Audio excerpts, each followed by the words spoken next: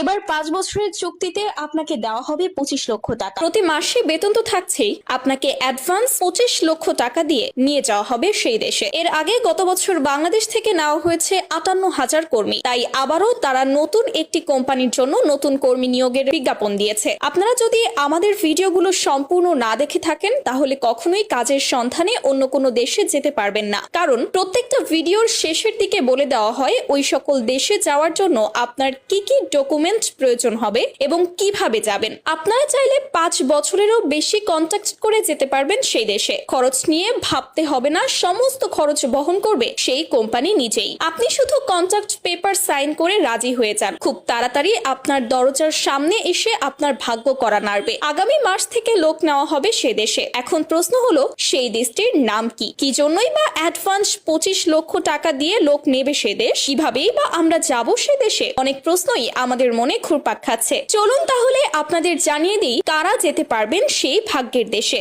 যেখানে গেলে মিলবে কারি কারি টাকা। চীনের একটি বড় কোম্পানি কয়েক লক্ষ কর্মীর জন্য সরকারের কাছে আবেদন করেছে। তারই পরিপ্রেক্ষিতে বিজ্ঞাপন দেওয়া হয়েছে যে বাংলাদেশ সহ বিভিন্ন দেশ থেকে যেসব কর্মী নেওয়া হবে তাদেরকে দেওয়া হবে 5 বছরের জন্য 25 লক্ষ টাকা অ্যাডভান্স। আপনি সে দেশে গিয়ে কিছু শর্ত সাপেক্ষে এই টাকা হাতিয়ে নিতে পারবেন। আপনাকে ওই কোম্পানির নারী কর্মীদের বিয়ে করতে হবে এবং তাদের সাথে সেখানে থেকে ওই কোম্পানিতে চাকরি করতে হবে। আপনি সেই কোম্পানি ছাড়া অন্য কোনো জায়গায় কাজ করার পারমিশন পাবেন না। এক কথায় আপনাকে কিনে নিয়ে যাওয়া হবে। 5 বছর পর আপনি চাইলে যে কোনো জায়গায় কাজ করতে পারবেন, কিন্তু 5 বছরের আগে আপনি সেই কোম্পানি ব্যতীত অন্য কোনো জায়গায় কাজ করার সুযোগ পাবেন না। চীনের নারীদের কথা না বললেই নয়, দেখতে যেমন সুন্দরী তেমনই মন কেড়ে নেওয়ার মতো চলাফেরা তাদের। খুব অনায়াসে যে কোনো পুরুষ এই ধরনের নারী কাছে পেতে চাইবে, আর সেই নারী আপনাদের দেওয়া হবে কোম্পানির শর্তে রাজি হলে, যেমনটা মেঘ না চাইতেই বৃষ্টির মতো।